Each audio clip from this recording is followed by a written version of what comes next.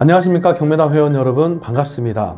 오늘은 칠판 영상을 들고 나왔습니다. 오늘 내용은 저희 우리 경매당 회원 중에서 김명준 회원님 계시죠? 창모님이라고 그분께서 사건에 대해서 이제 상담을 해주셨던 사건이에요. 그래서 한번 찍어봤는데 복잡한 내용이고 일반 분들은 좀 어려운 그런 내용이어서 이게 좀 어떻게 효과가 있을지 모르겠지만 여러분들 알고 계셔야 될 것 같아서 우리 경매당 회원분들을 위해서 영상으로 자료를 남기려고 합니다.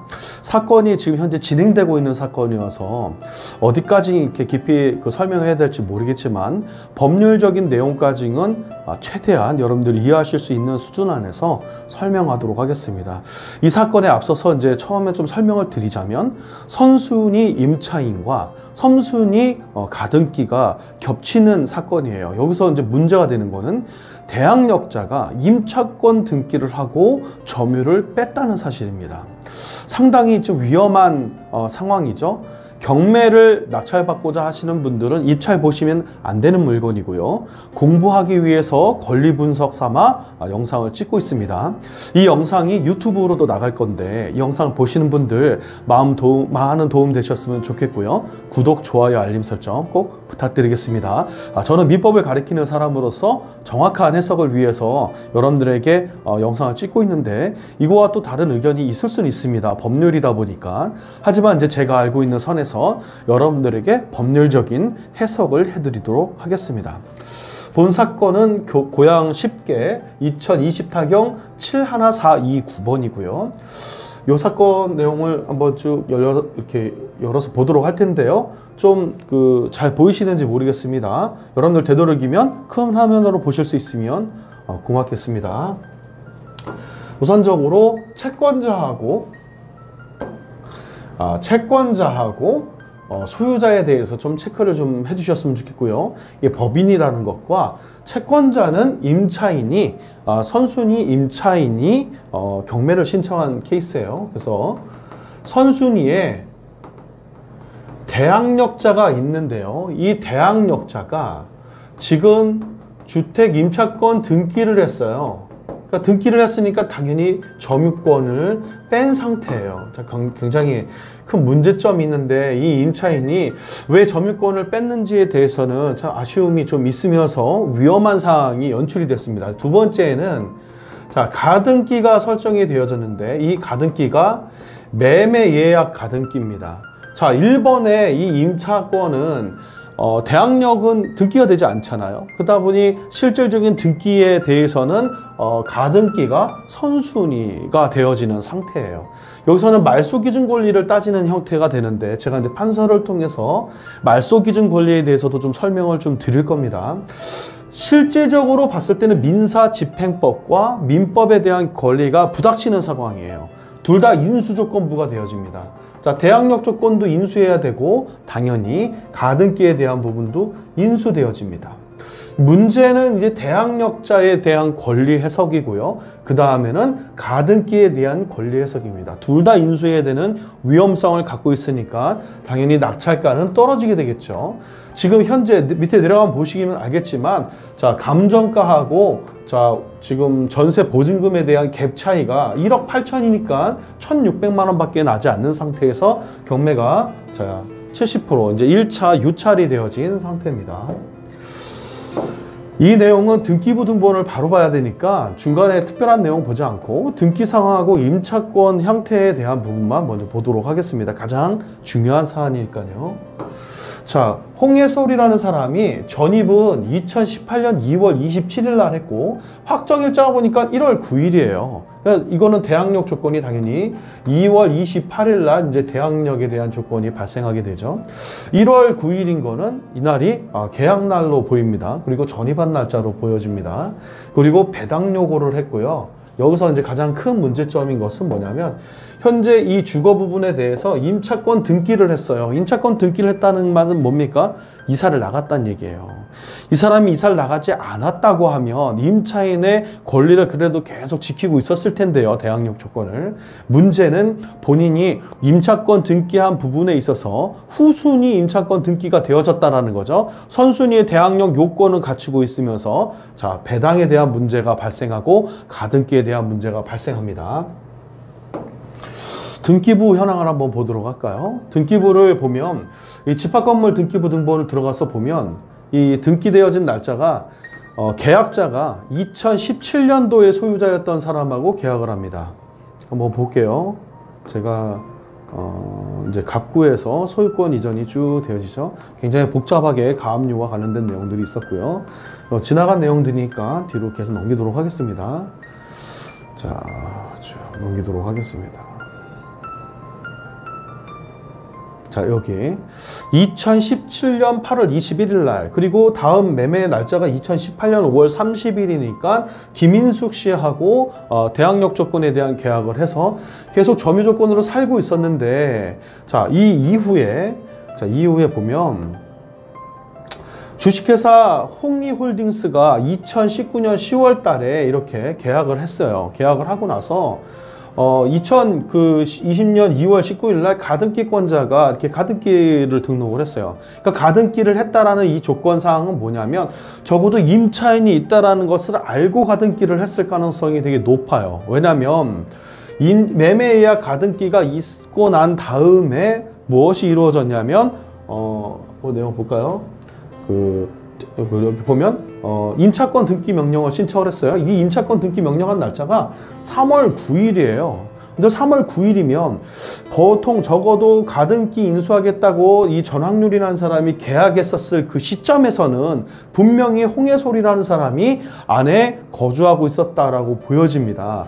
거주하고 있었다고 보여지는데 적어도 한 2주 정도 걸리니까 중순이면 적어도 2월 말일쯤 이때쯤 돼가지고 만약에 소유자가 여기 점유 사실이 없었는지 애매한 기간이에요. 이게 왜 애매한 기간이냐면 여러분 잘 보십시오.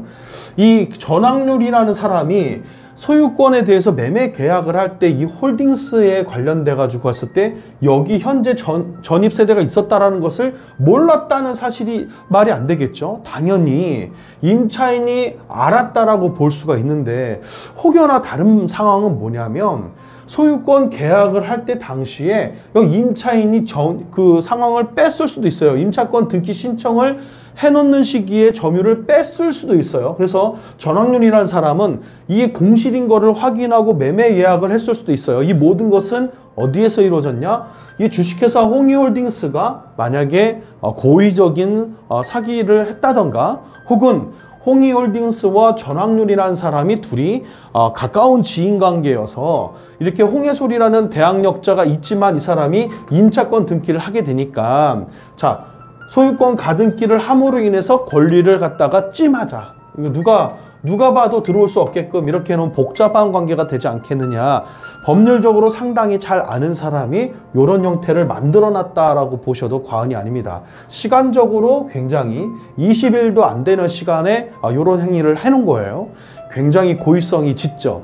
이 홍해솔이라는 사람이 분명히 주식회사 홍해홀딩스에게 굉장히 많은 내용 증명을 보내거나 통화를 하거나 이렇게 했을 거예요. 그래서 홍해솔이라는 사람은 이 집에서 나갈 수밖에 없는 입장이었다라는 것을 여기 알고 있는 상태에서, 이 상태에서 홍해홀딩스가 전확률이라는 사람하고 악의적인 계약을 했다라고 보여집니다. 그건 명확하게 여러분들 살아가면서 민법에 대한 이런 모든 일들, 늘상 있는 이 모든 일들은요, 상식적으로 벌어지면서 이렇게 정말 로또 확률과 같은 우연치 않은 일이 벌어지는 확률은 거의 드뭅니다. 사람들과의 관계다 보니까 계획적인, 그리고 통모에 의한 이런 형태가 이루어지는 게 많아요. 자, 이래서 마치 경매를 방어하기 위한 형태인 것처럼 이렇게 소유권 이전 가등기를 해놓은 거고요. 홍해솔이라는 사람은 본의 아니게 여기 전입을 빼면서 임차권 등기 명령을 할 수밖에 없는 상황이었는데 이 1억 8천에 대한 문제가 발생하게 됩니다. 자, 그러면 1억 8천에 대해서 자, 과연 이 대항력에 대한 조건은 지켜지면서 어떻게 해야지만 이 돈을 받을 수 있느냐. 자, 여기 임차권 등기 명령이 만약에 후순위이기 때문에 지워지면, 자, 여기서 말소가 돼버려요. 이렇게. 왜? 말소 기준 걸리니까 말소가 되겠죠? 자, 그러면 강제경매 기입 등기도 말소되고 압류에 대한 효력도 말소되겠죠? 근데 여기서 압류도 플러스 알파가 있어요. 자, 이것이 보니까 춘천시다 보니까 같은 당해세는 갖지 않고요. 국세인 것 같습니다. 혹은 이제 사업에 대한 부분에 대해서 세금이 붙은 거야. 그러면 이렇게 세금이 붙은 거면 당연히 이 부분도 플러스 알파가 될 수 있다. 낙찰자가 인수할 수 있는 금액에 플러스가 될 수 있다라고 보셔야 돼요. 왜? 대항력에 대한 부분이 문제가 되니까. 그렇죠. 자, 여기까지 여러분들한테 설명을 하고 이후에 이제 판서에 대한 내용으로 이것을 해석해 보도록 하겠습니다. 좀 전에 보여줬던 내용에 보면 여러분들 상당히 좀 놀랍죠? 자, 보면 1순위의 그 대항력 조건이 있는데 이 대항력 조건의 임차인은 현재 주택 임차권 등기 명령을 했어요. 그러면 여기에 뭐가 없다는 얘기입니까? 그렇죠? 점유권이 없다는 내용 상태에서 전입을 뺀 거예요. 자, 그러면 그 다음 문제에 대한 해결책은 뭐냐? 다시 이사를 해서 여기를 점유를 회복할 경우에 이 대항력 조건이 계속 유지가 되느냐, 여기도 이것도 관건 사항이 되겠죠. 문제는 이 대항력자가 상당히 위험한 상황에 처해 있다는 거죠. 왜? 점유권이 빠진 상태이기 때문에 지금 이 대항력 조건은 지켜지면서 임차권 등기 명령을 한 게 이 임차권 등기 명령 될 때까지는 대항력 요건이 지켜지는 거니까요. 그죠? 과연 배당에 대해서는 선순위입니다. 배당에 대해서는 당연히 확정일자가 빠르니까 선순위인데 2순위의 이 가등기가 자, 말소기준 권리보다 뒤로 봐야 되느냐, 앞에 선순위 대항력 조건이 말소기준 권리냐, 야, 이게 헷갈리는 부분이 되는 거예요. 자, 그러면 여러분들 말소기준 권리에 대해서도 설명을 드려야 돼요. 이 말소기준 권리는 법률적인 용어가 아닙니다. 그래서 법률적인 해석이 아니에요. 그냥 민법의 대원칙을 따라서 말소기준 권리를 둬야 된다라고 해서 그 공식 삼아 이렇게 권리들을 분석한 거예요. 근저당권과 저당권과 관련된 거는 민사집행법상에 이미 나와요. 그러니까 근저당권 위에 그리고 모든 권리, 아래 모든 권리는 자, 저당권과 함께 소멸한다라는 말소된 기준 권리에 대해서 나와 있고요. 이 말소 기준 권리에 대한 가장 큰 원인은 금전거래예요. 금전거래에 의한 채권이에요. 이 채권적 거래가 있었다고 하면 자, 말소 기준 권리로 봐야 된다. 가장 우선순위면. 그래서 가압류나 압류 관련된 이런 채권 거래가 발생하게 되면 이 또한 뭐다? 그쵸? 말소 기준이 되는 권리로 볼 수 있다. 이게 원칙이에요. 하지만 법률적인 용어가 아닙니다. 이게 법률적인 용어가 아니다 보니 선순위의 그 뭡니까? 계약력은 등기가 되어 있지 않죠. 선순위의 날짜로 등기가 되어 있지 않죠. 자, 두 번째, 이 가등기는 등기가 되어졌죠. 이 등기가 되면서 이게 그 권리가 돼버린 거예요. 등기상을 봤었을 때는 이게 1번으로 보여지는 거죠. 자, 그래서 이게 민법상으로는 인수조건부가 되는 겁니다. 그래서 가등기도 인수조건으로 들어갈 수밖에 없어요. 대항력 또한 인수조건으로 들어가야 되는데 여기는 문제가 자, 점유권을 상실했고 선순위에 등기가 되어 있지 않아요. 이 대항력에 대한 임차권 등기는 또 가등기보다 3순위에 등기가 되어졌다는 거죠. 그러니까 엄밀히 보면 이 등기는 민사집행법상 봤었을 때는 등기 요건상으로는 말소가 되어지죠. 자, 이러다 보니 이 대항력자가 가장 가지고 있을 수 있는 권리 자체가 이 뭡니까? 임차권 등기였는데 임차권 등기가 자, 말소가 되는 상태가 되겠죠. 자, 요렇게까지 해석이 되어집니다. 자, 문제는 자, 교수님, 낙찰받았을 때 이 가등기는 그러면 이 가등기는 인수되어지면 이거 문제가 되는 겁니까? 이렇게 생각할 수 있죠. 근데 이 가등기는요, 낙찰자 입장에서는 이 가등기를 말소시킬 수 있는 권한이 있어요. 어떻게 있느냐? 자, 악의의 등기다. 자, 악의라는 것은 사의 행위다. 어떤 사의 행위냐? 소유권자와 가등기권자가 서로 통모했다. 자, 이것을 입증해야 돼요. 누가? 낙찰자가 이것을 입증할 수 있으면 굉장히 좋겠죠. 또는 이렇게 이런 통모에 의해서 사회행위 행위니까 이 가등기는 말소를 해달라라고 청구할 수 있겠죠. 누가? 낙찰자가. 자, 이런 것은 뭡니까? 낙찰 이후에 가등기를 인수하고 별도에 대한 권리가 되어져요. 여기서 이 낙찰자는 대항력자의 채권까지도 인수해야 돼요. 자, 그러면 이 점유권에 대한 문제입니다. 이 점유권은 뭐하고 동일시됩니까? 그렇죠? 주택 임차권 등기하고 동일시되어져 있는 권리로 되어져 있어요. 자, 그러면 여기를 공실이지만 두 가지 방법이 있겠죠. 점유권을 회복해서 들어가려고 하면 임차권 등기를 말소시켜야 되니까 어차피 이거는 등기상 말소시킬 수 있으니까 들어갈 수 있다 없다 이 부분에 대한 미지수도 남아있죠.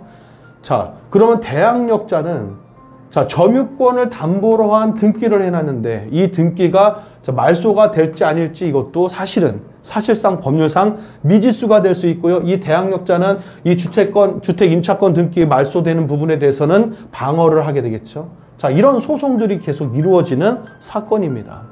되게 복잡할 수밖에 없어요. 자, 그러면 임차인은 두 가지 중에 행동을 해야 됩니다. 임차권 등기를 했으니까 점유권에 대해서 계속 보존되어 있는 것처럼 보여지지만 낙찰자가 이 점유권은 실체적인 권리이기 때문에 만약에 점유를 강제적으로 만약에 침탈을 한다고 할 경우에 그러면 그 임차인은 낙찰자를 상대로 점유에 대한 부분을 소송을 해야 돼요. 어떻게? 점유회수의 소송을 하게 되겠죠. 이 낙찰자는 그런 피곤한 부분을 떠나야 됩니다. 점유권에 대해서 회복 청구가 가능한 형태의 대항력자인 거예요.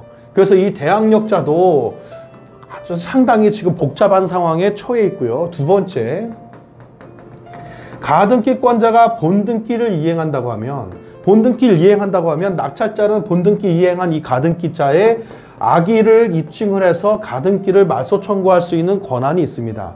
자, 이런 형태는 거의 한 90%는 자, 가등기가 말소되어야 된다고 볼 수가 있어요. 하지만 기간이 상당하죠. 1심 해야 되고 2심 해야 되고 길면 3심 해야 되고 그 다음에 플러스 집행을 해야 돼요. 자, 이 동안 비용이 1.5배, 2배 그리고 별도의 플러스 알파의 비용이 들어갑니다. 시간은 플러스 알파겠죠? 얼마나 들어갈지도 몰라요. 자, 이 상황에 정말 메리트가 있는 사건이냐 이거죠. 자, 결론은 입찰 보시면 안 되지만 권리 분석을 위해서 이렇게 복잡한 형태가 이루어진다. 자, 더 한번 깊게 풀어본다면 낙찰을 받았었을 때 첫 번째 대항력 임차인과 다툼이 발생합니다. 왜? 인수조건부니까 이 인수에 대한 문제점이 발생하겠죠. 자, 그리고 두 번째 점유권을 회복한다고 했었을 때 이 점유권도 온전한 점유권이 회복이 되어지지가 않아요. 왜? 대항력자가 계속 이 점유권에 대한 부분을 다툴 거기 때문에 그렇죠. 이것도 소송 문제가 발생합니다. 자, 1번의 소송이고요. 자, 3번에 보면 가등기가 있어요. 이 가등기를 상대로 낙찰자는 사회행위 취소 소송을 위해서 악의를 입증해야 돼요. 이 가등기권자가 악의적인 사람이었다. 그리고 소유권자와 둘과의 관계를 악의적으로 입증을 해야 되는데 이 둘과의 관계는 어떻게 보면 모종의 협약 관계로도 보여집니다. 그래서 낙찰자는 이 사람을 상대로 소송에서 이길 수 있다지만 피로도가 상당히 높은 사건이다 라는 거죠. 이렇게까지 분석할 수 있을 정도의 능력을 갖고 있다고 하면 경매 사건에서는 해결이 안 되는 내용이 없어요. 왜? 이게 이렇게 복잡하냐? 자, 대항력 족고에 대해서는요. 대항력은 민사집행법에 대한 부분이고요. 해석은 민사특별법에 대한 해석으로 해석을 하면 돼요. 자, 근데 이 가등기는 뭐냐? 자, 민사집행법에 관련된 부분으로 보고 민사집행법과 민사소송법에 대한 내용으로 보게 됩니다. 왜냐? 가등기가 선등기가 되어져 있으니까 인수조건이에요. 자, 근데 이 인수조건에서 보니까 자, 이게 인수가 되긴 하지만 사회행위에 관련된 부분이다. 자, 그래서 이거를 소송으로 말소를 시키기 위해서는 민사소송이 관련되겠죠. 자, 이렇게 민법과 민사소송 그리고 대항력에서 민사집행법과 민사특별법과 관련된 내용들을 모두 이해하셔야지만 이 본사건을 해석할 수가 있겠죠. 1번은 자, 민사집행법에 의한 대항력 인수조건과 관련된 부분을 이해하시면 될 거고요. 2번은 민법을 토대로 해서 이 가등기의 인수조건부와 민사집행법상 선등기의 인수조건 그리고 민사소송을 통해서 사회행위로 가등기를 말소해야 된다는 이 내용까지 겹치게 됩니다. 자, 여기서 문제는 바로 임차인이죠. 자, 이 임차인의 권한에 따라 가지고 당연히 가등기는 지워져야 되는 거 아닙니까? 말소돼야 되지 않습니까? 이렇게 의문을 가질 수 있어요. 다시 말해서 가등기는요, 말소 기준 권리지만 실질적으로 말소 기준 권리라는 법률적인 용어는 없어요. 자, 그러면 이 가등기는 뭐 매매예약 가등기다 보니까 담보 가등기가 아니죠. 당연히 인수조건부예요. 그 말소 기준 권리를 봤을 때는 당연히 인수조건부 가등기가 되어진 거고, 이 대항력 임차인이 만에 하나라도 임차권 등기를 가등기보다 앞서서 했다고 하면 당연히 매매예약 가등기는 후순위가 되겠죠. 하지만 등기상에 보니까 매매예약 가등기가 선등기로 되어져 있는 거예요. 그래서 매매예약 가등기도 인수하게 되고, 민사집행법상에, 그쵸, 민사특별법상의 주택임대차 보호법상을 봤을 때 대항력도 인수조건이 되어지는 거죠. 자, 임차인은 점유에 대한 부분에 문제가 발생하기 때문에 계속 요거를 방어해야 돼요. 결국은 낙찰이 떨어짐에 의해서 누가 피해를 봅니까? 임차인이 피해를 보게 됩니다. 자, 그러면 임차인이 이 대항력자로서 누구를 갖다가 말소시켜야 되느냐? 지금 현재는 가등기를 말소시켜야 돼요. 자, 그래서 임차인은요, 경매를 취소시켜야 됩니다. 이 경매를 취소시킬 수밖에 없는 사건이에요. 자, 임차인은 현상을 갖다가 다시 원상 회복하기 위해서 가등기권자와 먼저 선 분쟁을 끝내셔야지만 본인의 돈을 받을 수가 있어요. 자, 이렇게 되는 게 가장 클리어한데, 그냥 경매를 진행해서 낙찰자가 인수한 금액을 받고 나는 점유를 넘겨주지라고 생각할 수 있는데, 여기에 이 점유권은 사실적 거래 관계가 있기 때문에, 사실적 지배 관계가 있기 때문에 낙찰자가 여기 점유를 갖다가 강제로 침탈을 하고, 만약에 여기를 갖다가 임차를 갖다가 눈다고 하면 낙찰자와 임차인과의 또 다른 채권적 거래에 의해서 싸움이 생기는 거예요. 자, 그래서 임차인은 가장 좋은 방법을 쓰기 위해서는 뭡니까? 경매를 취소시켜야 됩니다. 경매를 취소시키고 가등기권을 사회행위로 말소시킨 다음에 다시 한번 경매를 집어넣던가, 아니면 점유를 다시 회복하고 임차권 등기를 갖다가 다시 말소시킨 다음에 점유를 다시 회복해서 대항력 요건을 유지하셔야지만 돼요. 자, 이게 해결 방안이니까 여러분들 경매 낙찰자로서 그리고 임차인으로서 자, 이렇게 해석을 한 이 영상이 여러분들한테 어떤 도움이 되는지 제가 좀 궁금한 부분이 좀 있고요. 많은 도움이 되셨으면 하는 바람입니다. 임차인은 경매를 꼭 취소시키시길 바랍니다. 이 사건 보시면 경매가 취하될 가능성이 상당히 높은 사건이다 라고 보여지면서 오늘 영상을 마무리를 하도록 하겠습니다. 오늘도 유익하셨다고 하면 여러분들 구독, 좋아요, 알림 설정 해주시고요. 주식회사 경매당에서는 이렇게 특화된 이렇게 복잡한 권리들을 이해하고 해석할 수 있는 그런 교육을 준비해 놨습니다. 그래서 이런 교육을 통해서 여러분들이 경매 초보자부터 중급자, 그리고 이렇게 채권과 관련된 기술적인 이런 부분들까지는 다 습득할 수 있는 그런 영상들이 준비되어 있으니까 관심을 좀 가져주시고요. 다음에 더 좋은 영상으로 찾아뵙도록 하겠습니다. 감사합니다. Panda. I got broads in Atlanta, just to throw me in the family. Credit cards and the scammers, getting no licks in the band. Legacies.